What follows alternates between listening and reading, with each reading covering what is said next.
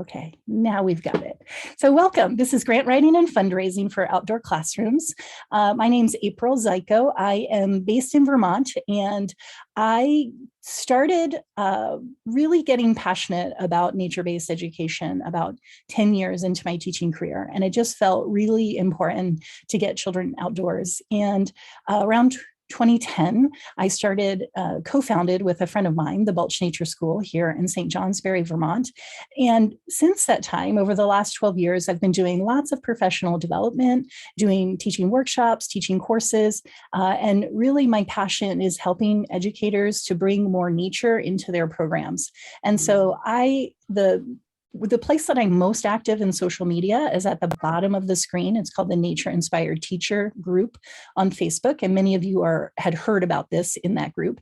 But if you're not familiar with that, you might want to check into it. That's where I share a lot of resources, a lot of ideas. Once the school year starts again, I'll be more regular in recording short, once a week little Facebook Live and answering people's questions. But I like to think of nature inspired teachers as really an inclusive group. So it's not that you have to be have to be in a certain type of program. And I think that journey of being a nature inspired teacher it's a journey, and you kind of come at it at different levels. And I think, let's see, I'm just going to mute everyone so we don't have feedback.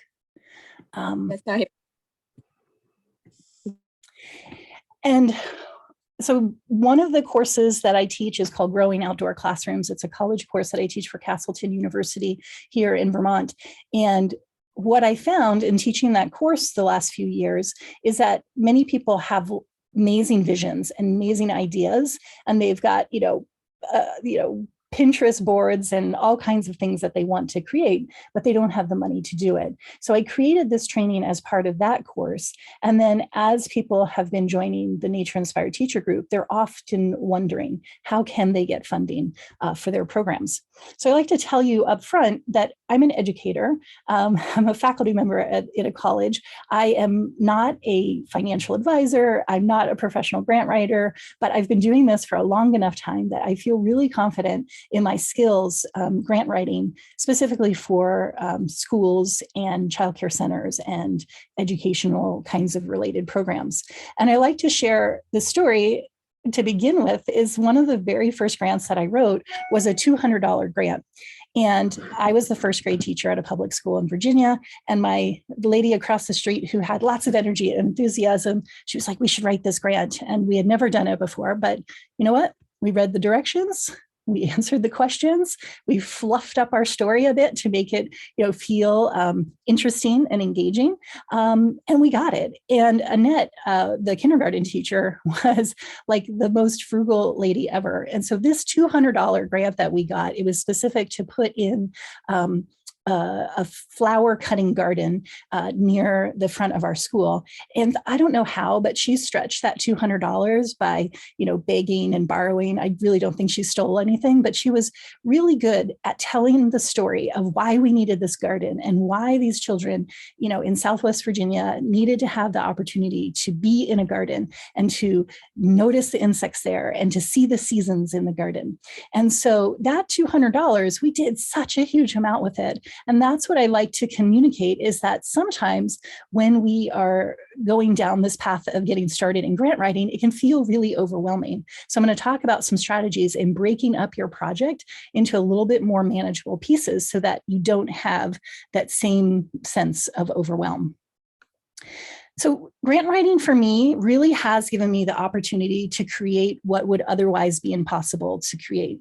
That first year when I was teaching in Virginia, we got $100 whopping dollars as our instructional budget for the entire year for 18 children. And so, as you can imagine, well, it was 20 years ago, so $100 went a little bit further than it does today. But really, many of the things that I've been able to do in the programs in my classrooms and different programs that I support has really come to fruition because of grants. And so I have been writing grants for a long time. And I think that when we really keep the center of thinking about students, the reason why we're doing this is because we want students to have access to this thing. So I want you to be thinking about, what is your vision? What are you really hoping to do with your grant? And we're not going to do that just yet, but we will do a little breakout room and kind of share our stories, because one of the steps of this process is to become comfortable telling our stories. And I know that that's really hard. For many of us, we're like, well, we're just going to do our thing over in our classrooms and shut the door. And if I really want to make something happen, I'm just going to reach into my own pocket and buy those things because I want it to happen. And I don't know of another way to make it happen. But grants really do make the difference. So I like to think about grants and long-term goals. Grants really do make long-term goals possible. This is a photograph of, it's in the public school in the town that I live, not where I teach. But when that went up, I was like, I have always wanted to have one of those in my outdoor classroom, because there are just some children who are uncomfortable to be fully in the Vermont elements year round. And having a structure like this, not some lean-to thing that's going to collapse on itself, and not some rickety thing that is going to last for a month and then I'm going to throw it in the dump. But, really thinking about the long-term vision and then writing grants to get the things that you want. So I encourage you to be thinking about both short-term goals, smaller things that you can begin with, but then dream big and think about bigger things that you could work towards. So we already did this, but a couple people joined late. So if you haven't done this already, drop in the chat box. Where are you from? What's your vision for writing grants? Do you have any experience with writing grants? And something specific maybe that you're hoping to get out of tonight. That just helps me gear the evening to make sure that I've covered it. And what I do is I look at these chat boxes the next day, and oftentimes, like as we're doing it in real time, I try to keep up with it, kind of catch up with it and answer your questions in real time. But if I miss something, or if it's a question that's very divergent from the direction that we're covering right now, I might respond to you with an email or some other resource. But I really like to keep this interactive, so definitely use that chat box. So the flow of today, we're going to start by talking about pre-grant tips. So even before you start writing grants, some tips for you to be thinking about. And then we're going to go into looking at grant eligibility. This is really important. And this is like stop one, because if you look at a grant and you get so excited about it, but you miss something in the grant eligibilities that doesn't make you qualify for that grant, you have wasted yourself a lot of time. So we're going to talk a little more about that. Then we're going to talk about your story. This is the part that I think is key, because there are lots of people applying for the same grants. I'm just going to check my email because I want to make sure that someone isn't asking. Nope, that's not important. Being able to tell your story, it takes time and takes some confidence, and it takes practice. But when you get really clear on your story of who you are, what you want to happen, what you want your program, this grandiose vision of what you want your program to be, it really fuels you and your program, and it makes your grant application stand out. And so you want to be able to share your story on grant applications, but you also want to be able to share your story locally. You want the guy at the hardware store to know about who you are and what you're doing and why you always come in to buy, bags of rocks or something. Or, you want people to know who you are so that they are aware of projects that you're working on. And so you can find partners and people to support your program. All right. Thanks, Billy, for being here. I read your thing. And then the fourth and final part is grant basics. And then we're going to end with fundraising brainstorming. And we're going to, in that part, the fundraising brainstorming is actually thinking about not grants, but what are some things that you could get started with, in September to begin to raise some money. Because even raising, $300 through some local fundraising effort or some smaller fundraising effort can get the ball rolling. And so, and we'll talk about why that's important to show that you have funds from other sources. So pre-grant tips. I like to say we're all rowing in the same direction. So if you have a team, that's awesome. And making sure that you're all rowing in the same direction is really important. And I like to put this out there because it's not to be negative, but to realize that grants take time. Like this is going to take you some time. Be easy to think like, oh yeah, I've heard about grants. It's just free money. And wow, wouldn't it be great to have free money to do these things that I want to do? But you're going to have to spend time researching the possible grants. I made you a list to get you started, so that's going to save a little bit of time. But you're going to want to sift through those applications or those grants and see when are the application dates and make sure it's a good fit for your project. And then you're going to have the process of actually applying and writing the narrative and writing a budget for what you want to do. And then if you are awarded the grant, you still have to do reporting to account for how you spent the money. And so in that process of reading about these grants, it'll say what is the report that you have to do at the end. Oftentimes it's really simple. Many times it's send 3 photographs and a 500-word essay capturing what you did with the money. So it's not complicated, but these funders want to have evidence of what their money did, and they want to be able to share that with their communities so that they can see the impact of the monies that they donate. And so encourage you to weigh this investment of time to the amount of funds that you will receive. And so if you feel like you're going at this alone, it's taking a lot of time, the grants really that you're finding aren't that big, and it's just taking too much time, that maybe it's not quite the right time, and maybe starting just with fundraising instead of grants is where you start. I also like to tell people that grants are not guaranteed. You're going to write a grant and there might be a lot of competition. So if you're writing a national grant to, the American Heart Association, how many thousands of other people are writing that grant as well? And yes, the American Heart Association's grant that's in the list that I have for you, it has 50 they award 50 different grants. So there's a lot, but there's that competition. And sometimes with a grant, you get partial funding. So they might not fund the whole amount that you've asked for. You might still need to tap into another one of the 7 funding ideas that we're going to talk about later, because maybe this thing that you're envisioning, it's a $2,000 project and you ended up getting a grant for $1,000. So you're gonna have to kind of prioritize and say, well, what gets done first with that money and where can we come up with that other $1,000? And I like to tell people too that the turnaround time for grants varies. Sometimes I have gotten a check in the mail. I guess now there are some more electronic deposits, but it used to be it would take maybe even a month or 2 months. But I've had grants take as long as 6 months in order to get the money. And so it's like, yay, we got this money. And then you're sort of waiting for it. And you can't really get started on your project until the check arrives. And another sort of bummer statistic is that a grant writer, meaning a professional grant writer who's applying for a combination of new and existing funders, will often have a success rate between 50 and 60%. So a professional grant writer may only 50% is only half the chance that it's going to get funded.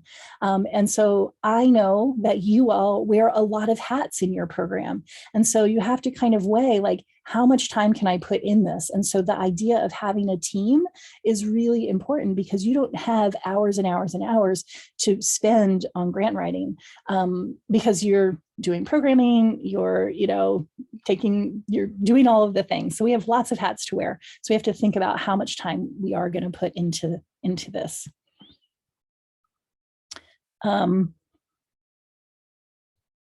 Okay. Great. Just checking in on the chat box here. Awesome. Excellent. Yeah, and actually, Clara, being a good writer, having experience in writing is a really awesome skill for a grant writer. I like to think about, we don't want to go over the top with flowery words and too much, sugarcoating, but making your grant application stand out by using great writing skills is really important. So you could think about who, if you have those skills, awesome. And if you don't, who on your team does, or is there a parent, an active parent in your program who's willing to do it, or someone who loves the work that you're doing. I've had success in finding people who were recently retired from education, who really believed in this mission of nature-based education, and they really helped do a lot of the legwork and would be happy to read what I wrote and kind of, spice it up a little bit with, a little bit greater language. But during this pre-grant writing phase, a really important part is having a lot of clarity about your vision and the scope of your project. And so I feel like you do this before you go and look what grants are out there, because you really want to become crystal clear in what you hope to achieve with your project. And so if you're looking at your outdoor classroom and you're like, okay, my short-term goals, I want to add in, I want to add in some stump seating. I would like to put in, update the mud kitchen, which is we have someone to do the labor of that, but we're going to need to purchase some lumber. These are smaller short-term goals, but our long-term vision is to be able to purchase the piece of property next to us so that we can go on these adventures with the kids. That's dreaming big. And I encourage you to dream big. And it's like often we have these really self-limiting beliefs about what we can do. But when we dream big and we let other people know what we're working towards, you'd be surprised in who steps up and who's interested in the projects that you're doing. And I often say, grandparents of my preschoolers are often the ones who step up and they're like, I love what you're doing. I love that you take the kids to the forest. And what do you need? And how can I help you? Because it was part of their childhood and it was important to them, and to see their grandbabies, have this space in the forest that they can go to, it aligns with their values. And so getting really clear on that vision and sharing out with others, what is this project that you're hoping to do? And as you get that clarity of vision and the scope of your project, you're going to increase your chance of being awarded a grant, because when you really know what it is you want to do, you can see how your project aligns to what the grant is offering. And I encourage you not to go online and be like, I really didn't think about wanting to, add in, I don't know, something, but maybe I'll change my project because this looks like a grant that I can do. I encourage you not to do that, because, have the vision of what you want and then put the work into it to find the grants that align. So first have your vision, then begin to think about funding. So here's an example of kind of breaking down your dream outdoor classroom into smaller projects. So project one might be that you're going to establish a little garden plot. And so maybe this is a garden grant for vegetables that you're going to grow. Maybe it's a pollinator garden. Maybe it's a native garden that's drought resistant plants or something like that. Maybe that first project is only like $500 or $1,000. And I think garden grants are really a great spot to start, because often a garden, something related to gardening, relates to your outdoor classroom. So even if you have other things that you want to do, adding plants into your space, I find, is a great way to increase the biodiversity of your space, to give kids sensory experiences. And so maybe your first project is this garden plot, and it's only going to be like $500 or $1,000. And you've done a little bit of networking to solicit some people from your neighborhood or your community who's going to help donate some perennials. So it's going to take away some of the cost. So even with $500, just buying soil and some plants and then having people donate them, that can be a really successful first project. And when you have success with that first project, share out your success. Take photos of the kids engaged in it. Share it out, whether you do a parent newsletter or, Bright Wheel, or if you use social media, share out the impact of it, because it really helps people to see, oh, that's what they're doing over at the Child Care Center. How awesome. And then maybe the second project is a project that is actually not necessarily going to cost that much money because you have in-kind labor and you have some people who will donate materials for the project. So maybe creating some trails in the forest, maybe creating some seating, maybe you found a logger. Living in Vermont, it's pretty easy to find a logger who would, cut you some trees. That might be a little bit more challenging in urban areas, but, finding someone who would support the project in, the things that you want to do. So these two projects are things that, you could easily do within that first year.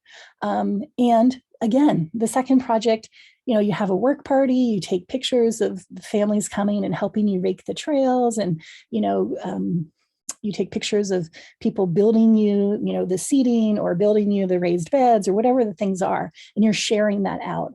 And then maybe your long-term, your bigger project is that you really need storage. And I think many of us, this is often when we're trying to manage the logistics of our outdoor classroom, like storage is that like dreamy thing that we need. And so maybe the storage that you want, like the cost of storage sheds have gone up so much. And the delivery time has taken a really long time. So we secured a grant at the public school that I'm working with, and we have the money because we got the grant. We picked it out. And as of, June, it still hadn't arrived, and it has been on order for like a year and a half. So it was frustrating in that we have the money, but we don't have the supply chain. So hopefully maybe that has arrived. I haven't been there this summer, but storage, takes $5,000. And so let's say you're going to write this larger grant for $5,000, and many of your grant applications it will talk about matching funds. It wants to see evidence that you have secured money from other projects. So a grant funder, especially when they're starting to give you larger amounts of money, they want to have proof that you have the capacity to do these things. And so let's say that you kept a track of the first grant, that $500 for doing the garden. And then you kept really good track of the people who donated lumber, who donated their time, and you estimated how much their in-kind services were worth. And keeping that will really help you when you start to write larger grants. And so this is kind of the flow of starting small and then kind of going bigger. And what happens is you get more confident. So the first time you write a grant, you're like hemming and hawing. You're like, well, I don't want to brag about myself, or that sounds really, over the top or cocky or something. But then you get awarded it and you're like, oh, I have more to tell about my story. Our community came out and we had these spring work days, and these are the things that, we had these different professionals come and provide in-kind services. And you have that information to share in the larger grant that you write. So grant eligibility. This is one of those don't stop, go, or don't pass go. What is it? Don't pass go without collecting $200. Well, don't pass go without honing in on the grant eligibility criteria, because you want to make sure that you qualify for the grant. And so an example of that, let me just go a little bit further. There's this one grant called Project Learning Tree, PLT. So I was on their website, and it says they have the grant cycle for PLT grants is not open right now, but it says it requires the applicant to have attended a Project Learning Tree training, either online or in person, prior to applying. So if you're like, okay, no one on my team has ever attended the PLT trainings, should I apply for this? The answer is no, because when the grant writer, you'll answer in your narrative questions. And when it says, have you attended a PLT training? And you write no, then they're going to go, okay. And your grant application goes in the no pile. So you want to read those grant requirements closely. Some of the other requirements for that one is that you incorporate service learning, exemplifies student voice, involves at least one community partner. And I was talking about those matched funds and in-kind, like someone coming and building stuff for you, or donating lumber, or bringing you topsoil. Those things, the value of that is called, those are matching funds. So if you had this work party and you kind of kept track of all of the things that people did for you and donated. And you're like, okay, well, it was about $3,000 between the donations of things and the work. And skilled laborers, like, it's expensive to have them come. So if you have a carpenter or skilled arborist or something like that come and do work, you're not over exaggerating how much it's worth, but that is part of your in kind. And so if you wanted to apply for the PLT grant, and I forget what the maximum is, I think it might be $5,000. If you wanted to apply for that and you're like, okay, but I have to have at least 50% in matched funds, I'm going to need to be able to show evidence that $2,500 of other things people have provided in my program. And it says you have to complete it in 1 year. And so read those grant requirements really closely. I like to say, do your homework, because let me just go back one. You want to read this part really closely, even before you print it out, because the grant requirements really vary a lot, and the eligibility, sometimes there's wiggle room, and sometimes it's really specific. So like one of the grants that I put in the document that I'm going to share with you, it says you have to be a licensed teacher working in a public or private school, but you have to have a teaching license from the Agency of Education of your state. Very specific criteria. So if you don't have that, obviously you're not going to apply for that. I encourage you to find another person to read it, like fine tooth comb read it. You read it, then they read it, and you kind of then begin the work of writing your application. Sometimes there's grants that you have to be within a certain geographic region. So like here in my area, we have, there's a mountain biking group, mountain biking trail network called Kingdom Trails.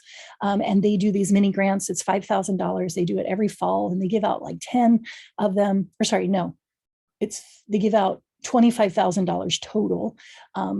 Between 5 and 10 grants is what they usually award, but it's very specific. Like you have to be in the towns that their trail network is in. So it's like you have to be, there's 4 towns that it's in. And if you're not in those 4 towns, like I live in St. Johnsbury, and it's like, darn it, the trails aren't in, even though I'm so close to those trails, it says these 4 towns, and my town is not one of them. So again, do your homework, and consider that smaller community-based foundations, so like your local hospital, your local banks, your local nonprofits, you have a greater probability of getting something funded from them because it's a smaller pool of people than are applying. So if you're applying for, name of our hospital is NVRH. So if you were applying for, a Healthy Kids grant, and you but you made the point in your application that being outside benefits the mental health of children, and you wrote your application in this way that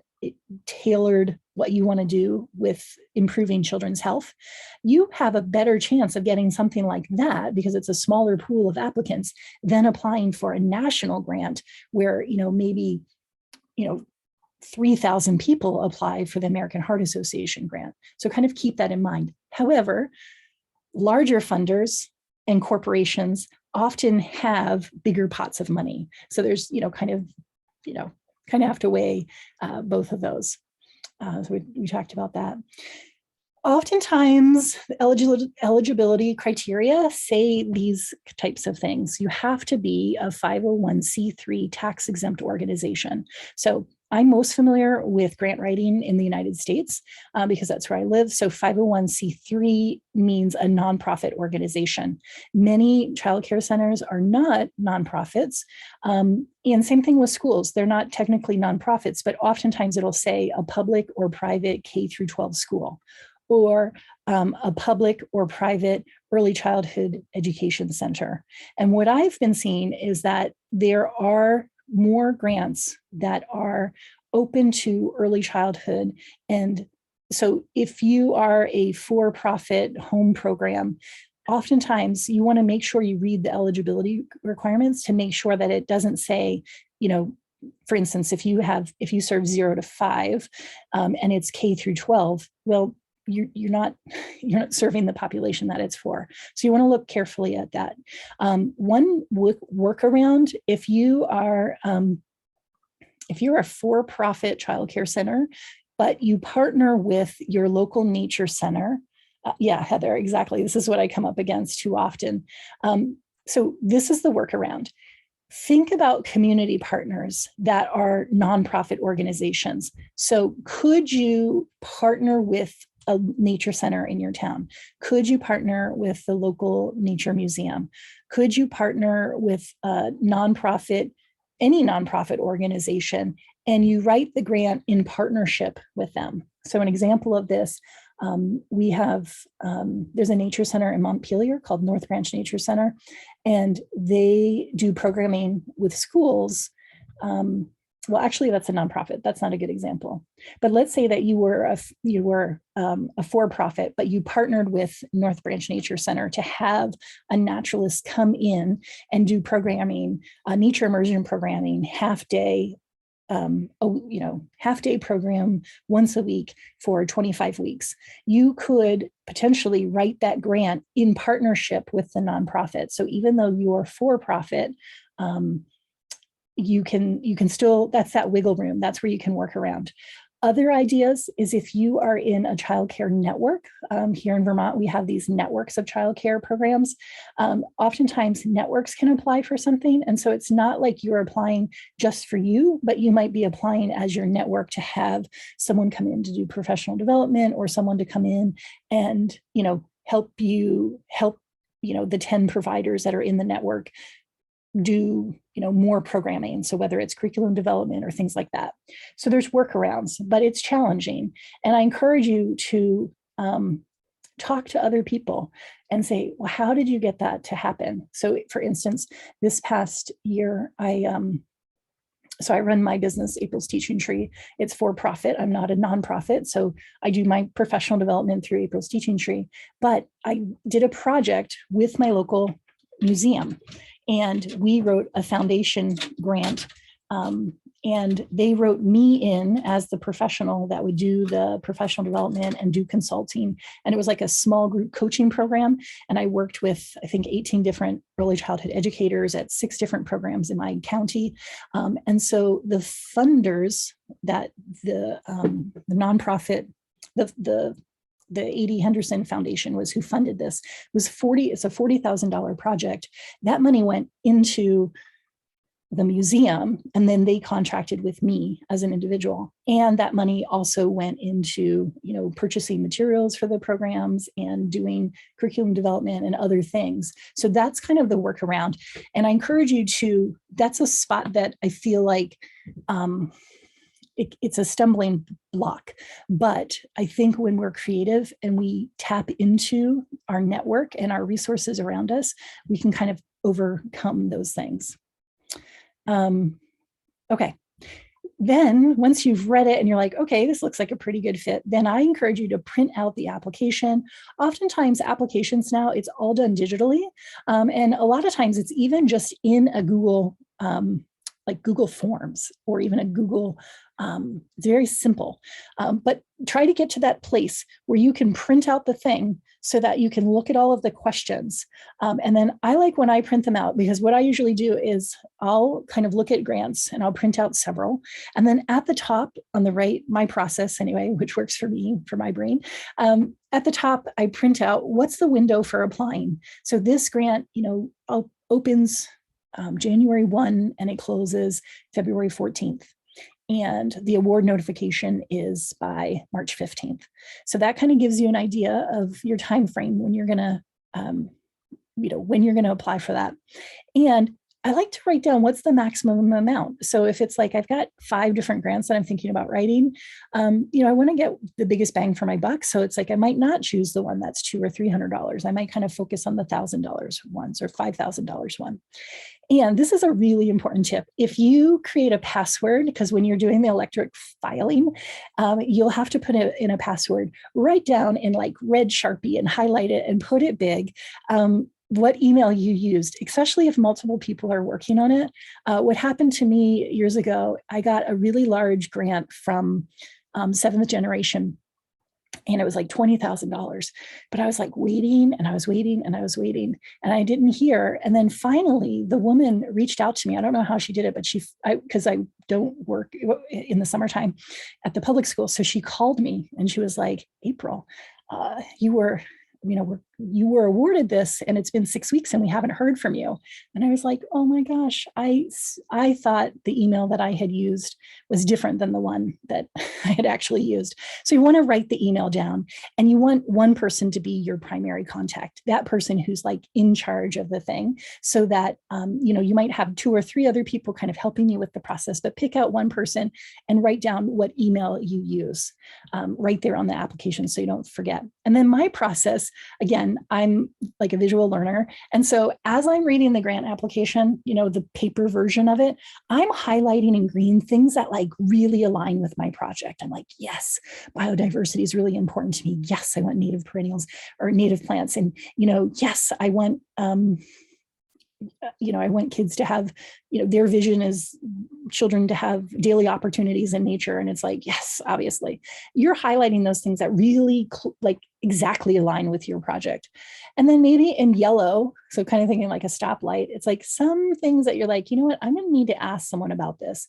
Like sometimes there's things where I'm like, I'm not sure if the principal is going to really like that, or I'm not sure if the board of directors is going to be as excited. But for instance, the school that I'm working with now, they got this grant to put in a composting shed.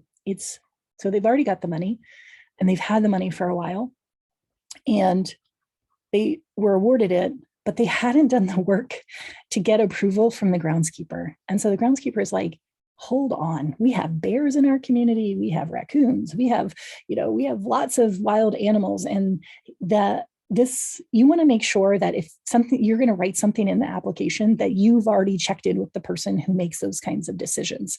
Don't work in isolation, because if we're awarded this grant for this composting shed, and then it was like, it hasn't happened yet because there's a lot of, pushback. And so maybe the money's going to have to go back. Maybe it will never be built.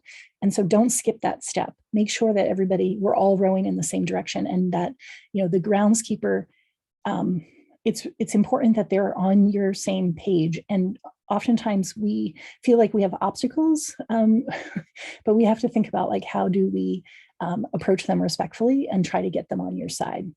And then anything that doesn't fit, that's like, okay, that really doesn't fit in our area, or that's probably not going to get approved. That's like, they're not going to feel comfortable. Like if one of the criteria is you have to have, a big celebration at the end of the year, and, I don't know, your school isn't interested in doing something like that, mark the things that don't quite fit in red. This will give you a sense of like, when you look at the grand scheme of things of the grant, does this align with what you want to do? And if you have a lot of green, then it probably does. But if you have a lot of red, you probably want to just sort of like put that off to the side and continue looking for something else, for a different grant to apply for. I suggest, I have become a Google Doc queen. When you're collaborating with other people, keep your notes all in one Google file, or create a folder and then have different documents for each of the grants that you're applying for. Because what you'll find is, as you write a grant, the narrative that you write about telling your story, you're going to be able to cut and paste that and alter it for future grants. So save yourself some time, make it easy. When you have you've got this great language, someone helped you kind of craft it, save it in the Google Docs so it's easy for you to find. If you're like working on paper and then, a year from now, you're like, wow, where is that purple notebook? I don't know, and if your desk is like mine, you've like got all these different projects happening, but a Google Doc can be a great way, like a great jumping in place. And I suggest you share that Google file, the Google Doc, with other people on your team so that they can be looking at it and reading it. One of the mistakes I made one time, it was for a farm to school grant. And I thought that it said each in the narrative section, there's like these different questions that you're answering. And I thought it said 2,000 words, which is a lot. Like you can really tell a great story in 2,000 words. When we went to upload it, it was 2,000 characters, meaning individual letters and spaces counted. And so we had this like lovely thing that we had crafted about this grandiose vision of what farm to school is going to look like in our program. And then we had to trim it down from 2,000 words to 2,000 characters. Luckily, my team found the humor in it and we were able to do it. But we saved that bigger text, and then we used that as we used that same text to share with the community about what is our bigger vision that we're thinking about with giving access to fresh foods to children. All right, so your story. What I'd like us to do here is in a few minutes, we're going to go into a breakout room, and it's just going to be a randomly kind of assigned. We have 21 folks here, so we'll probably do it, kind of keep it small. Probably, let's do groups of 3. And so what I want you to be thinking about is, what is your story? What kind of information? And so you're going to practice, and I know that this is like, oh gosh, April, this is awkward, but you're going to practice introducing yourself and say, the vision that I'm working towards is, and just kind of describe what it is. And each person's just going to have like 2 minutes. We'll do groups of 3. So it'll be a short breakout room. We'll do like let's do an 8-minute breakout room, just so we're not rushed. And I want to tell you a story from my life. And many of you on this call, or some of you know me and know a lot of my stories. And so when I do trainings, I'm like, I got to come up with something new. they've heard the same stories over and over again. But way back when, right after high school, I went actually and became a massage therapist and a yoga instructor. And so my first career was running this holistic health center. And so I ran this holistic health center with my best friend, Kathy, who was my maid of honor in my wedding. And we were the co-managers. And you can tell by this picture, we were all of literally 19 or 20 years old. I worked there for 4 years, and so did Kathy. And it was this amazing experience because the woman who owned the holistic health center really believed in herbal medicine, homeopathy, nature, natural remedies. And she wanted to have this center downstairs was like a health food store, so with food and teas and books and all those kinds of things. And then upstairs, it was like there was a massage room, there was a yoga room, and then there was a little kitchen. And in the kitchen would be a place where we'd have small gatherings and women's retreats and things like that. So it was this awesome experience. And I got to work there for 4 years. And the woman who owned it was the president. This is in Delaware. And Linda Chick was the president of the BPW, which is the Business and Professional Women. Well, if you have a civic organization like BPW that's active in your community, you will know that these women, get together on a regular basis. They do lots of community events. And Linda was all about promoting equity and really about a lot about homeopathy and herbal medicine. And so we were charged with having these fairs. And so Kathy and I, we're not event planners. We're like 19, 20 years old. And she wanted us to have these events, and they were for the children in our community, right there, like street fairs. And then we also planned these holistic health fairs at the fancy hotel. And we just kind of got thrown into this thing about feeling comfortable asking people for donations and putting together raffle baskets and way outside of my comfort zone. Like writing a grant for me, easy, because people want to give their money away and they tell you what they want and they ask you questions and you answer them. To go up to other businesses and ask for donations, that is not in my comfort zone. It's way outside. I don't like doing that at all. But she and I got thrown into this role of creating these community events. And I think as part of that process, it's made me feel more comfortable to ask people for things.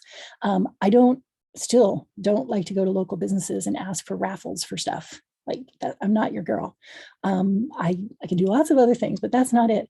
But to build community, to have fairs, to bring people together, to celebrate something, that was a really big part of it. And every time we did one of these, the newspaper, because she's, BPW and she knows everybody, the local newspaper would come and do these spreads, these articles on us. And we had to get really comfortable in telling our story. And we were always like, why why don't you call Linda and let Linda is like so much more fluent and she can tell you more about this. Have her tell you the story, not Kathy and I, but we got more comfortable with it. And I think as having that as part of my early professional experiences, it's made me more comfortable in the work that I do. So to, organize conferences or put together trainings or be a part of planning committees for, larger statewide conferences and things like that, like you have to go outside of your comfort zone to get there.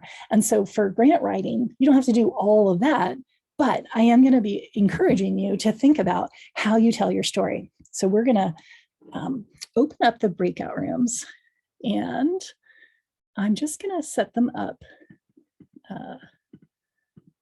random. So they're going to be 2 to 3 people, and we're going to take, let's take 8 minutes for this. So sharing your story is just who you are and what you're hoping to do, and just getting that practice of sharing your story. Okay, so I'm opening up the rooms. A little blue button will come up and you just click on that, and you can chat with your group.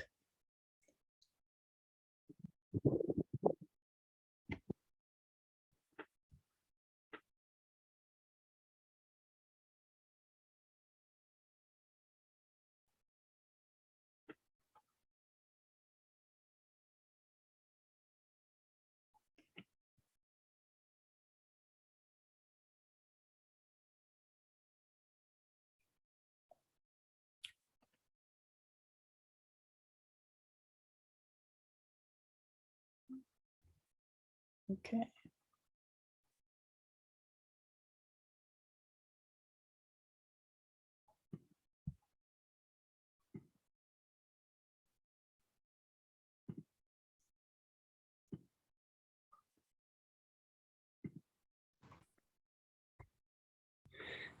Hey, Heather, I think your person, oops, I forgot to hit pause on this. All right, so welcome back. I will be sending, actually not sending, I'm going to drop it into the chat box. I'm going to drop 2 different links. The first one that I'm dropping right now is the slide deck that we've been looking at, so that you have that. And within the slide deck, all of the things in there are hyperlinked. So if there was a, like an article or some sort of reference, you can click on those hyperlinks and you can go to it. So if you're not familiar with how this works, you can highlight that and copy it on, well, you can do different things with it, but if you highlight that and copy it, you can put it somewhere in your, you could create like a Word document or create something, or you could just put it into your browser at the top and it will open up the file. You don't need the slide deck to be open now, but if you want to have it to be able to come back to it, you have that. So one of the things that I like to think about, just a couple more thoughts about sharing your story, and that is, you really want to be able to make your proposal stand out. So you want to make sure that your story that you're telling matches the funders. And this is an interesting part about grant writing, because let's say that we're working on, an outdoor classroom, and Heather shared in our group that she is in the prairie, and she wants to have these intergenerational opportunities for families or community members to experience this place. So telling that kind of story, you could be thinking about funders as far as like some heritage or history museums or local historians or civic organizations that want to preserve history. But maybe also on the prairie, you're really interested in observing the wildlife. And so maybe looking at, maybe you're really interested in birds. So the Cornell Lab of Ornithology was a grant that I got years ago. I didn't look at that one recently to know if it's still happening, but say that you wanted to take this focus of telling your story about how important birds are to you, because what you've noticed is that there's less birds in your community, and you're wanting to think about how do we support the bird population, and, how do we plant native plants, or what can we do? What are changes that we can make to support that? So when you tell your story, you want to make sure that you match what the funders are, what they're interested in giving money for. So if you were writing to, the ornithology organization, obviously you should be telling a story about birds because ornithology means the study of birds. But if you were writing to the history museum, you want to make sure that it connects to the focus of the grant.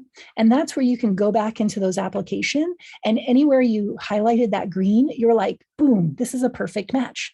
And as you write, we're going to talk about the different sections of the grant in a second, but the narratives section are different questions. And sometimes when I read those, I'm like, didn't I answer that question already up in line question 1? Question 3 is very similar. I want to make sure that I tell the best story. So I want to make sure that I'm not repeating myself in answering the questions, but building more information. And so I want to help the funders really crystal clear see how my project is exactly what they're looking for. So this that ornithology grant that I wrote, I was at a public school and they were taking out, they had a tennis court that was like dilapidated. And so they were going to take that out. And we wrote the grant and talked about how we wanted to look at the soil quality and think about what kinds of plants, what kind of changes we can make to support more bird population on this part of the playground where it used to just be an unused tennis court because it was so dilapidated. And so, tell your story targeted at what the grant funders are looking for. And you want your proposal to stand out. So you're not making up fabrications and lies, but you want it vivid, right? Like sensory details, painted in a way that the reader can really picture exactly what you want to create. And I can remember in the farm to school one, we were really excited about planting apple trees and blueberry bushes.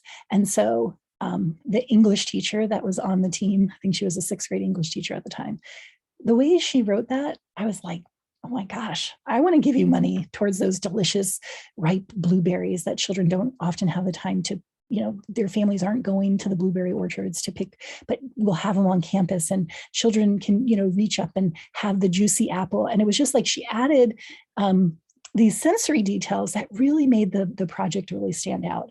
And so it's like, you don't want to go over the top with like too flowery, but you really want to tell your story in a way that it stands out.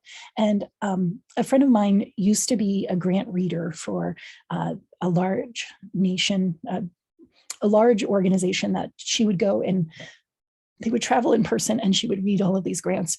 And what she said is that as they're reading them, they're making 3 piles. One is the no's. The no's are like, they don't meet the grant, eligibility guidelines. Or they, it said we had to have matching in fund, 50% matching in kind funds, and they didn't demonstrate that or mention that anywhere in the application. So it goes on the no pile. And then the sort of pile is like, yeah, it's kind of interesting, kind of interesting project. And then there's, oh my gosh, this is definitely what we want to fund. So learning how to tell your story is really important part of that project, of that process. So with the grant, again, grants are all electronic now. There are 3 main parts. The application form almost always is online, and the application is just that biographical kinds of information, the name of your program, who you are, your physical address, the number of, the demographic kinds of like, you have a 50% free and reduced lunch population, any kind of demographic things. That's the first part is just the application form. When you get that information, because you oftentimes will have to like reach out to someone to get that, keep it in your Google document so that the next time you go back, it's like you already know how many students are at the school. You already know what if you're in a public school, what's the free and reduced lunch population. And some of those statistics that are asked in all grants, keep that information in your file and it'll save you time the next time. The next part is the narrative. The narrative is the description of your project. Oftentimes it's questions and then short answers. And you'll want to look carefully. That's the part where I goofed up and I thought, oh, wow, I've got 2,000 words to tell them about this. And it's like, no, April, it's 2,000 characters. And you want to make sure that you know that information. And in those questions, in the narrative section, there might be 7 questions, there might be 10 questions. Anytime that a question looks similar to the other one, you want to think, what else can I tell them? Go back to the application and look at some of those other green things that you highlighted and tweak your story. Answer the question, but don't duplicate the same thing that you answered like in question 1. You want to tell like a complete story. And that gets easier as you write more. And it gets easier when you have other people reading it. Even taking your narrative section and handing it to your spouse or your best friend who has nothing to do with nature-based education. And you're like, here, read this for me. What questions do you have? What doesn't make sense? Because sometimes they'll pick up on things where you knew what you were trying to say, but it doesn't clearly say it. So having someone help you proof that narrative section is important. The budget is really important. And oftentimes this is the part where people get a little worried. They're like, oh, I've never done a budget before. But the budget just demonstrates your plan to spend the money. And it might, if you have to have like those matching funds in it, in that budget, there'll be a place there where it'll say, what other funding sources have you used, or do you have additional funding sources? The budget is often like in a chart.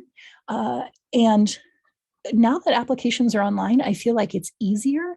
But if you're not familiar with doing budgets, find someone who can help you with that. You just want to make sure that the narrative and the budget match up. So if in the narrative you're like, oh, we're going to add seating and native pollinators and benches out there so that children can go out and journal and have sensory experiences, whatever. So you're talking about that in the narrative. Well, okay, so in the budget, where do the plants show up in there? If the plants are going to be donated, we could write that in there and say in kind. Where are the benches? How many benches are you putting? And how much are they going to cost? The more specific that you can be, the better.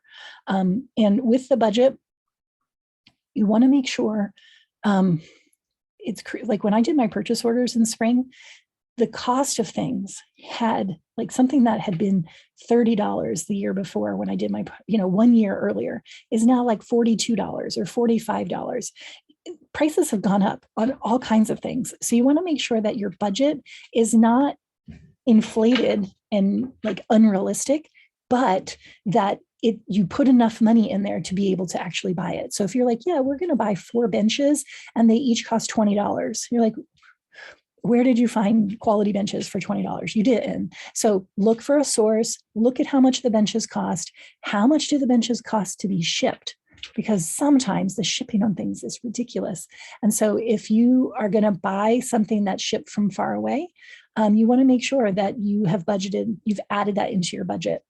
One of the things that I like to say about grants is we have this opportunity to support our local businesses. If I write a grant and I now have $5,000 to purchase lumber and materials, or to build things, I have the opportunity to go and support my local lumber yard and build a relationship with them and say, hey, I'm so excited. We've got this thing and this is what we're building, and years ago, I think it's called Paulson's Lumber. I went over there, I had this little bit of money and I was like, okay, I only have this much money, but I know that I want rot resistant wood. And after talking about what we were going to do with it, the guy was like, I'm so excited, and how about I drop that off for you? And hey, I have these 2 boards that are kind of bent and I can't really send them because they're kind of warped, but you could use those for raised beds. All of a sudden, my little $200 that I had for lumber, like the guy delivered it for free because he lived in my community. He lived in the community of the school and he threw in some extra stuff. That kind of conversation I'm comfortable with. Me going to the lumber yard and being like, hey, I want free lumber from you. I've never talked to you before. I have no relationship with you. That doesn't feel good to me, especially knowing that many of our local businesses, have really had challenges through COVID. So think about when you get your grant, if you're awarded a grant, are these materials that you could buy locally and that money stays within our local economy? That can be really powerful. But these are the 3 main parts of the budget. I encourage you to look at when I'm going to share the other document with you with some examples of grants. Click on them and look at them, and you'll go, oh, this isn't that intimidating. These are actually this isn't too overwhelming. But it's important to know that they look at all 3 parts of that grant application. Oftentimes, I think people put a lot of time and energy in the narrative and then kind of skimp on the budget. And in the application form, like the data, you want to make sure that you've answered every single one of their questions, because they want that information to make sure that you're meeting the grant eligibility guidelines. I've already talked about this, creating a share file. And if you work in a school or somewhere, an organization that is already writing grants, or other teachers on your team have already written grants, reach out to them and get their support for ideas. I find that oftentimes we can kind of work in isolation and be like, well, I don't want to bother anybody, but reach out, and say, I'm really wanting to do, I'm adding a professional goal for myself this year that I'm going to write my first grant, and I'm wondering who else in the school. You could ask, if you're in a school or in a larger program, anybody else in the Child Care Center ever written grants, and see who can support you with that. Yeah, so the application form, I've kind of already talked about this, but just make sure you read it carefully, that you answer all the questions, make sure you proofread it, make sure it has strong language, that you really, that you're framing your story the best that it can be. Sometimes I was on a grant writing team, and this one teacher was really frustrated because she's like, this thing just makes it sound like we're destitute, that we're out in the middle of nowhere in this rural area and that we have nothing and blah, blah, blah. She was really frustrated. And I was like, okay, well, how can we change it so that we still give them the information, but that we also shine, like what are some of our strengths? Despite having 75% free and reduced lunch population, we have active parents who contribute to our PTO, and we have, you don't have to tell a sob story. And this one teacher was really, like, when she read through it, she was really frustrated because she was like, this is like making us sound like we've got nothing going on, and we do. And so we changed it and we edited it to reflect some of the positive things that we have going on as well. The narrative, I've already talked about this, but crystal clear, make sure that the answer you give targets the question. That sounds kind of obvious, but keep it concise. Brevity is not my strength. I like to, but it's like, okay, let me narrow that down. Make sure you know how many characters or words that you have. And the words that you're using, that they feel this connection to your program. I remember getting the 7th generation grant, and that woman called and she's like, I'm so excited. I want to come over and visit you guys because I'm so interested to see about this, thing that we were doing. And it was like, she felt connected to our program from the story that we told, but making sure that it's crystal clear and that it's achievable. You don't want to write some grandiose thing that there's no way. Like if it says you have to implement this within 1 year, and you put some, you're going to, I don't know, you're going to repopulate the trees and you're going to have this grandiose thing. No, achievable goals. We're going to begin by planting X number of trees, and we're going to begin by doing such and such. Our hope is that this is the first phase, and then with additional funding in the future, we will do whatever, but achievable kinds of things. And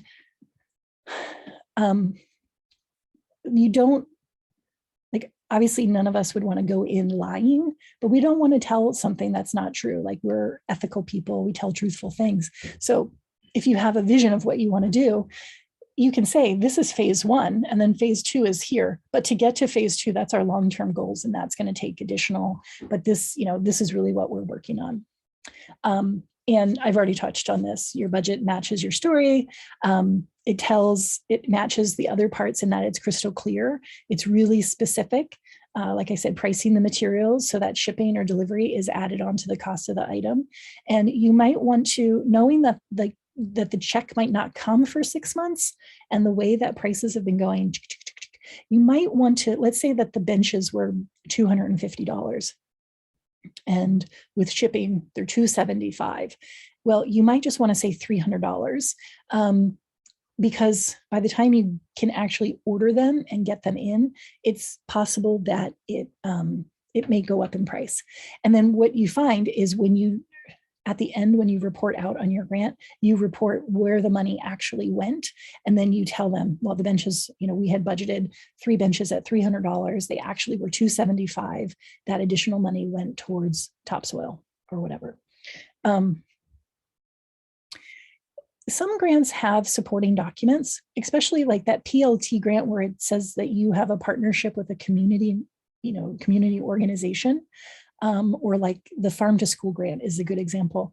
They wanted a supporting document, was requested as part of the application of at least 2 farmers that you were going to have a relationship with. And the farmers, not us, but the farmers in their letters had to say, there were specific questions that they had to answer in their letters. And it's like, what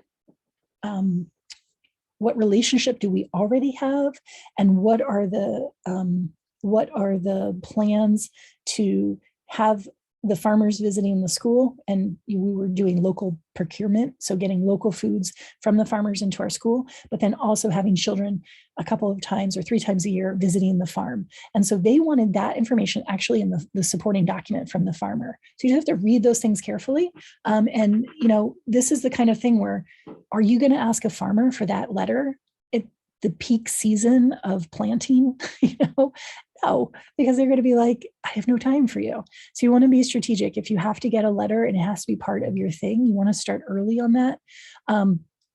Sometimes it asks for resumes, like who's the project leader, and they want to see the resume, or additional project information, like we've gone to such and such training, and this person is coming to visit our program, and they specific information of like endorsements from people or organizations, and do everything in your power. If the funder has requested supporting documents, do everything that you can do to get that thing, even if it means contacting the farmer and saying, hey, I know you don't have time for this, but I need this in 10 days.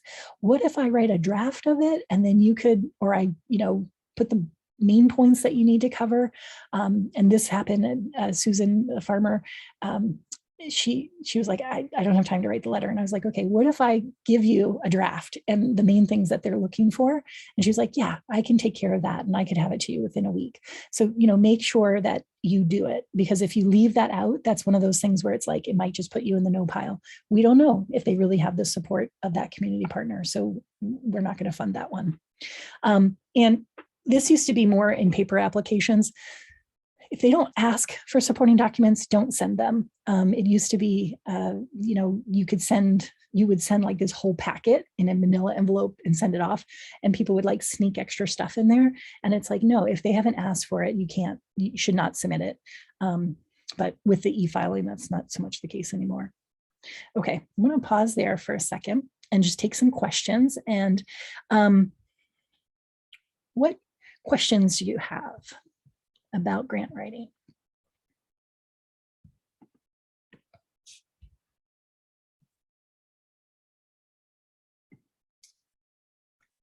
All right, I've done such a good job. You have no questions. Okay. I have one. Okay, great. I'm just wondering where you find grants, or how you get on those lists to hear about grants or whatnot. Yeah, that's a really great question. So I'm going to drop, perfect segue. Thank you, Lindsay. I'm going to drop in the chat box another file, and I'm going to pull it up to show it to you. This is a little document that I put together, and I went through these yesterday to make sure that they work, or that they are, because there's times when grants, for instance, the one grant that I used to write, or I've written in the past, was Annie's Mac and Cheese, that company. And yesterday I was on the website, because it's like, I've always listed that in grant writing workshops that I've done, and I couldn't find anywhere on their website. It's been purchased by a larger conglomeration.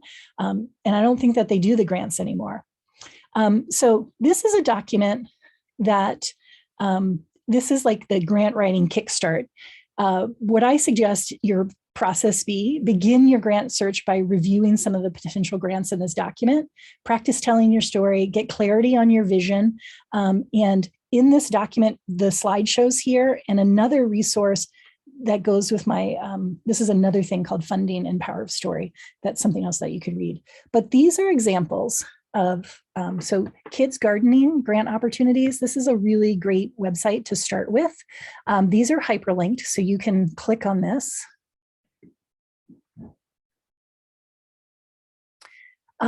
So in this document, there's 14, I think, different grants that you can look at, kind of a jumping in place.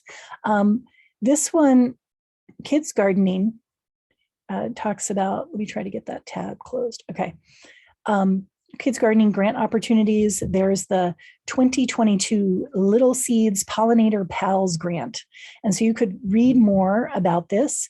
The application period, actually, I think on all of these is actually closed already, but you could keep this in mind where if you read about this and you're like, that perfectly aligns.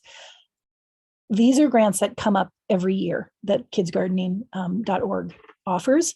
And so you can see the application period, you can see when the award is announced, and then you can click on here and see more information.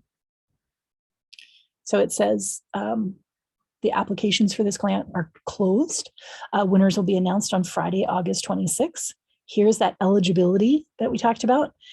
Any nonprofit organization, school, university, government entity, or tax-exempt organization like religious organizations and tribal governments in the United States and U.S. territories serving at least 15 youth is eligible to apply.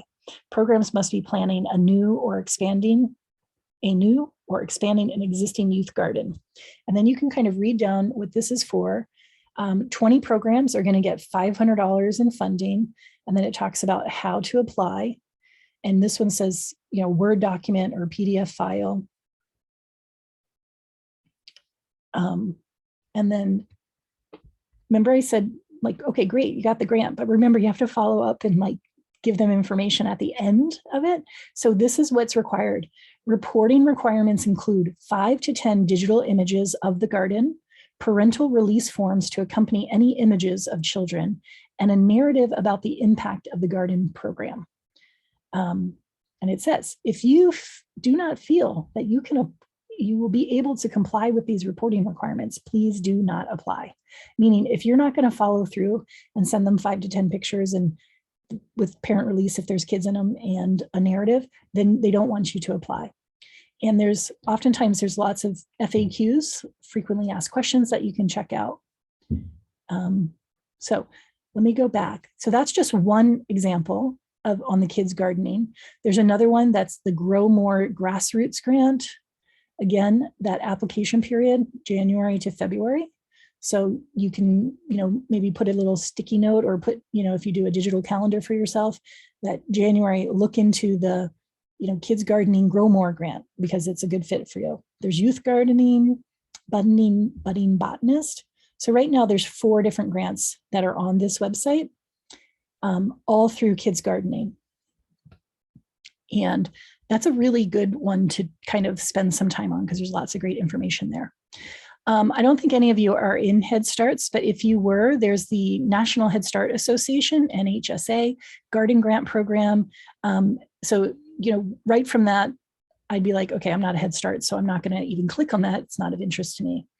There's the Kaboom Playground Grant, offers grants to improve playground opportunities for community-built play spaces. Grants are specific to certain cities and metropolitan areas within the United States. Okay, so there's a geographic focus there. So you'd click on there and go, well, what, am I in that area? Seed Money is a national nonprofit based in Maine that provides grants, crowdfunding opportunities, and training for food garden projects. You can check out their website here. There's one for shade structures that's from the Academy of Dermatology. This is for building, remember that thing, that shade structure? I'm thinking of that as a long-term goal, really for wintertime. But if that space is also going to be used in the summer and it's going to help with creating shade, maybe I could apply for that. So you can click on these websites and read more about them. There's the Project Learning Tree that we already talked about. Here's a great example, the Athletic Brewing.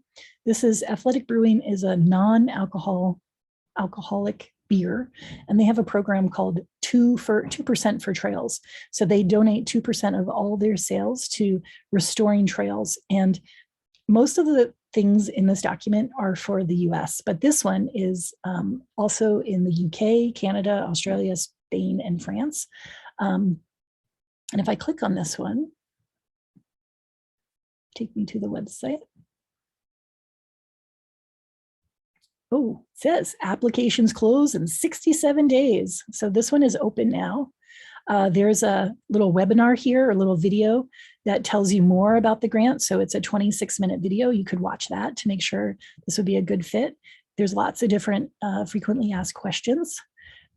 This particular one is, at first it was just for trails, but then it was changed to anything to do with creating access to the outdoors. And one of the caveats in this one is you have to have a project that is already, you have like the land use approval. So let's say you were going to work with your town, put in a trail, a nature trail at the local town forest. Okay, you have to do that legwork before you apply for this grant. So if that's something I'm really motivated to do, and I'm in a town where the town manager or the town clerk or the whatever the board of the town is open to projects like that, you know, I might be able to go talk with them and kind of get that ball rolling pretty quickly. But if you're in a town that's like, oh no, I don't want any more kids in that town forest, and you have a lot of obstacles, that deadline in 67 days might not quite work for you. Let's see. The CHS Foundation provides $500 grants each year to pre-kindergarten through 12th grade teachers. This is the one where I said they had one of the criteria was a state certified classroom teacher employed by a school district, or private school teachers or private school are eligible to apply. But you have to have a certified teacher. The American Heart Association, this is a teaching garden grant, $2,500, and they award that to 50 organizations. So that it's a lot, you know, it's possible. Whole Foods Foundation, it's a $3,000 grant in support of a new or existing edible educational garden. And it either has to be at a K-12 school or a nonprofit organization. That's that 501c3. That's in the US, or in Canada, it needs to be a registered charity. So, but again, this K-12 grade range, you know, if your program mostly works with preschoolers, you might not qualify for that. However, if you wrote your grant specific for your school age programs, maybe you could. Fruit Tree Planting Foundation provides fruit trees and shrubs, equipment, design, expertise, oversight, workshops, and manuals. And these are accepted on a rolling basis. A rolling basis means that there's not one specific deadline. Most of these grants that you'll look at, it'll say, you know, the grant cycle, or it's open from January 4th through February, whatever. And you can jot that in your notes so that you remember. Some of them have a rolling basis. So this one is a rolling basis, meaning you can apply at any time. And same thing with this next one, the Wellborn Ecology Fund. And Amy, this is the one that I was telling you, and this would be a good one. Let me click on it. So the Wellborn Ecology Fund, it's a grant program for specific regions in New Hampshire and Vermont. And it says they're dedicated to using the power of place to increase environmental and ecology science in the Upper Valley. So we know that there's a regional specific for this one. So I'm going to click on it.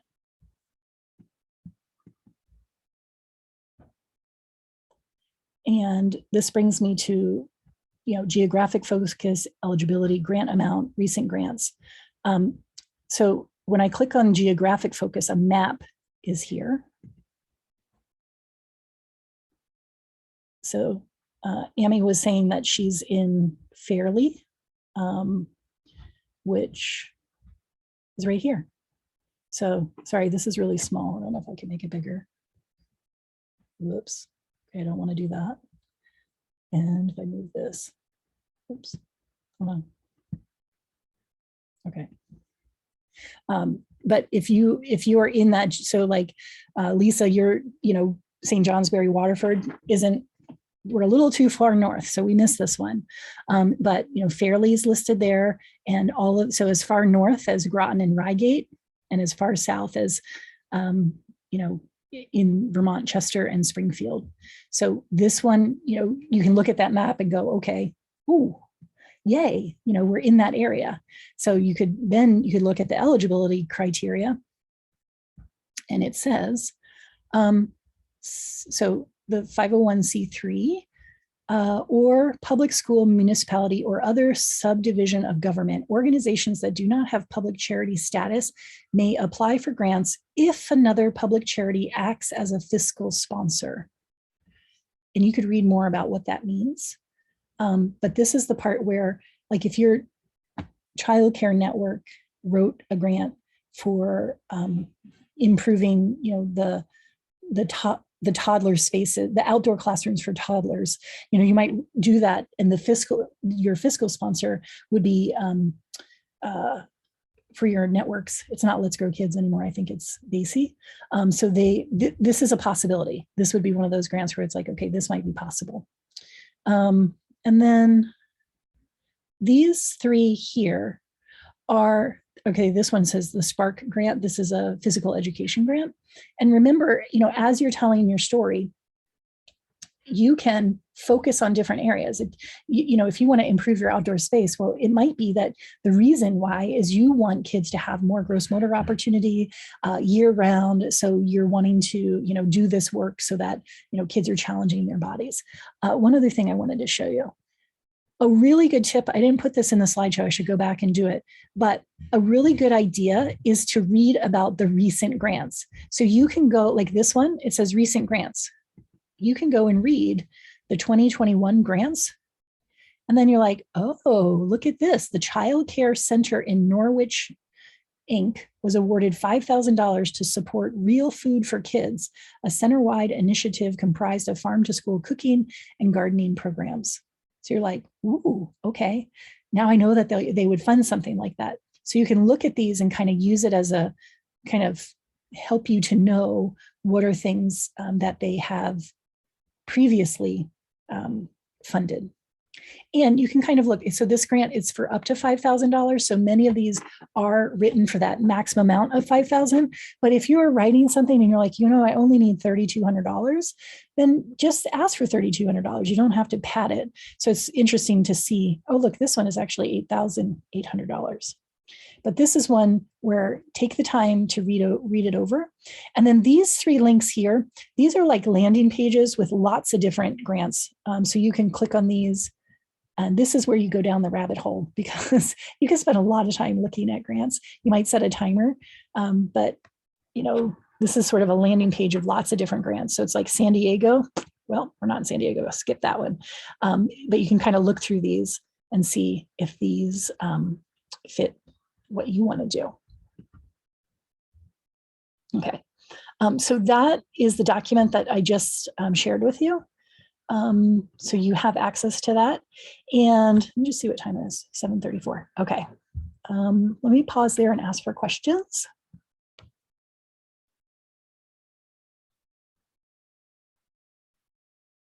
So Lisa, I think that there are grants for profit childcare centers, but it's that thing where you would need to probably partner with another organization. However, there have been like Vermont Feed and Shelburne Farms, they've had some grants that were specific for early childhood programs, and it didn't matter if you were nonprofit or for profit. So that's a thing where to spend a little bit of time in doing a little bit more research to find, but okay, all right.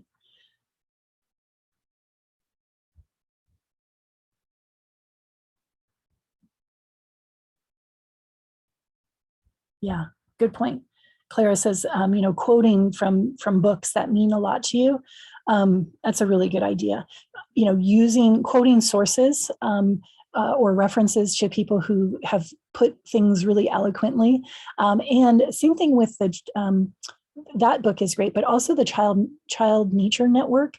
They have some really wonderful infographics that have research article links at the bottom of research articles. So that would be another source as well. All right, so I think, let's see.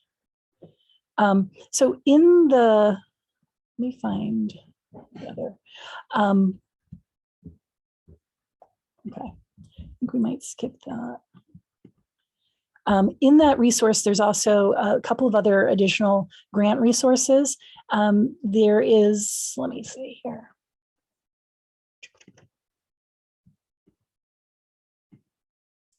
So on that same website that I talked about before, the kids gardening, they have a link that goes, it's kidsgardening.org grant writing tips that have some other additional tips that you might want to read over. This is an example of a grant proposal that's on the Nature Explorer website, which I think, Heather, you said you're associated with them. Oops. And there's also a handbook that was written by someone named Jennifer Seven. I don't really know who that is, but another resource of additional grant writing tips and resources. And okay, there's one last thing that I'm going to put the link for. Or actually I don't have to. In that second document that I shared with you, this one here called Funding and Power of Story, if you click on that, it's going to take you to a module that has, at the end of the document, it has additional grant sources. The last time I updated this was 2021. So I didn't have time to go through some of these are repeats. I didn't have time to go through and update this, but those are some additional, you can click on that and there's some additional ones there. And there's also, in this document, it also talks about a couple of other ways of thinking about fundraising. And I think you have this document so you could read it, but when we think about funding, cash donations is a great way of, when we were working on putting our garden in, when it was open house, we would put out a bucket, like a gardening bucket, or actually a watering can. And we just put a little sign that said, we're taking donations for our garden, and this is what we're hoping to do. And we had some photographs of what we wanted it to look like. So for me, like when my own children come home with the wrapping paper orders, like I don't want to spend $20 on wrapping paper. I would rather give $20 to the school, because I know when I buy $20 worth of wrapping paper, that the school is only getting 10 usually, or maybe $12 of it. So think about, are cash donations allowed? Now, some schools have a policy against that, but cash donations can be a great way just to say, we are wanting to do this thing and we need to raise $300 and accept cash donations. We talked about in-kind donations, but there's a little bit more information here about what that means. But anytime you have, in my outdoor classrooms course, I tell my students to create a vision map and then create a wish list. And on the wish list, put things that are free, put things that are like, you're looking for additional pine cones and things that families could gather for free, and then put things that do cost money. And so families don't need to feel obligated to donate things that cost money, but maybe, you're asking for recyclables or things like that. But keeping track of those in-kind donations when it's bigger things of like lumber or soil, or the arborist came and worked for you, keep track of those in-kind donations, because you'll want to use that if you have to have the match. Other fundraising, there's tons of different fundraisings that we could talk about. And I think in here, I have listed a few that I've tried over my career. Like, one of the things that's important to me is that the fundraiser aligns with what we're hoping to do. So if you're hoping to put in an outdoor classroom, it wouldn't make sense to sell candy bars, right? Because it doesn't quite match your philosophy. But having something like a play-a-thon, or a night in the forest, or something along those lines, or having auctions, having a camp out could be fun, where kids are dropped off and, parents' night out, and the kids come and stay and do sort of a camp out or something. I myself don't have the energy to do like a literal overnight camp out, but for young children to do a 5 to 8 o'clock camp out, families can go eat at the local restaurants. At the museum here in town, they have a stuffed animals in the museum, budding animal buddies. And so kids drop off their stuffed animals and they spend the night in the museum, and they pay a small fee. And then the museum puts the animals in different parts of the museum and takes pictures of them doing silly things. Like those kinds of things could be fun. A seed sale or a plant sale really aligns well with outdoor classrooms.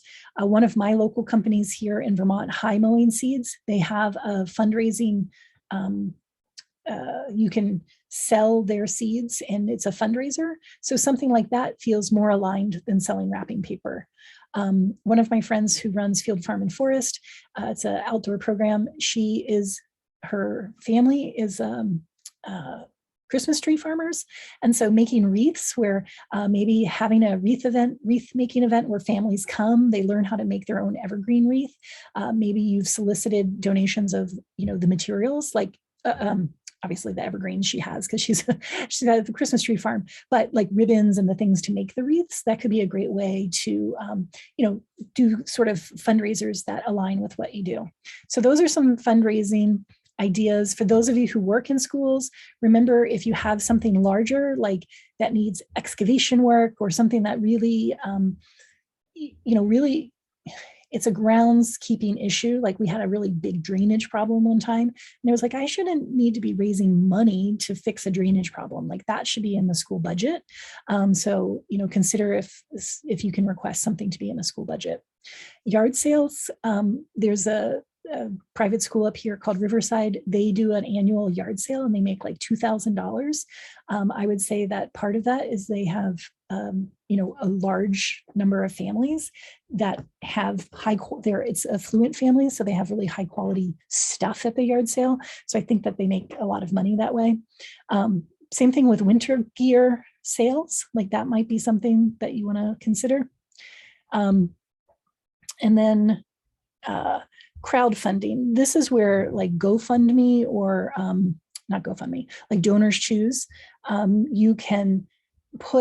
You have to get permission for this because some programs don't like to use this. So you want to make sure that you have permission to do it. But let's say several of my friends were wanting to have alternative seating in their indoor classrooms. So they did Donors Choose and their projects were like, in the $1,500 range, and they were funded like within a month. And that didn't take a lot of time for them to do the work to put that up there. So consider crowdfunding sites as well. And then we've talked lots about grants. So those resources are in that second document under here. So you've got the slideshow and you have the power of story. Whew, I feel like I've talked a lot. Questions or comments? Oh yeah, good. So Clara, that is the Children Nature Network, Children's Nature Network. It's a website and it is the work of Richard Louv. They have, let me see here, see if I can find it. They have lots of different research articles that you can search the website for, but they have these things that are called infographics. So they've taken research articles and they've created these cool infographics. Give me just a second and I can drop the link for you. Here it is.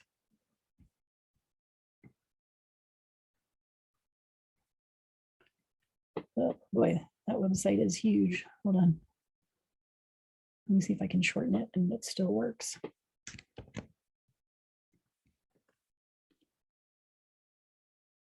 Okay. Yeah, I found it. Thanks for asking. I should throw that in the slides.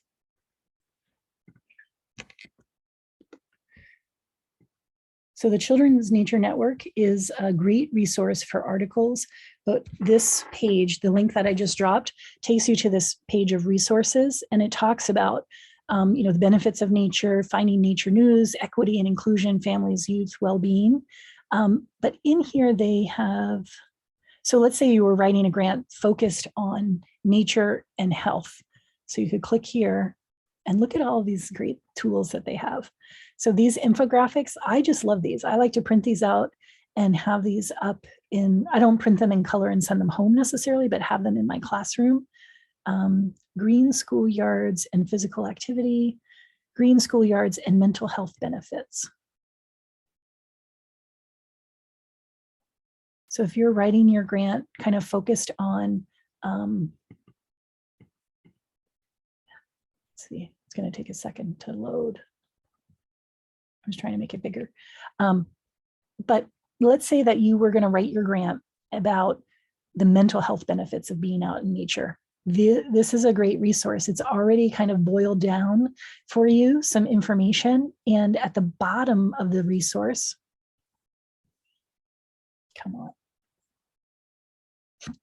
It's taking forever to load. At the bottom of here, it's in teeny tiny print, but this is all the supporting research. So all of these little snippets of information are referenced here. So you could see, like if you wanted to talk about in your grant about this outdoor space building relationship skills, children demonstrated more cooperative play, civil behavior, and positive social relationships in green schoolyards. They've already kind of they've done the wordsmithing for you. And then for grants, you generally don't need to reference research articles, but if you were like, I want to increase my own understanding, you could see like this is reference number 6 and 7, and then you could look down here and find out where those articles are. So the Children's Nature Network is a really great resource, and you can search it by all different kinds of things. So like, what kind of resource do you want? Do you want infographics, or are you looking for a specific research article?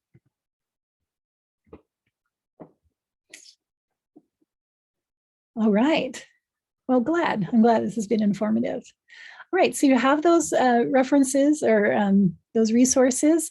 I don't think we're going to do a second breakout room because we're kind of at the end of our time, but I definitely encourage you to, share questions and anything that you have in the Nature Inspired Teacher Facebook group, and we can support each other. Even sometimes, putting in what you've written so far, maybe for the answer of a narrative question, and getting some feedback.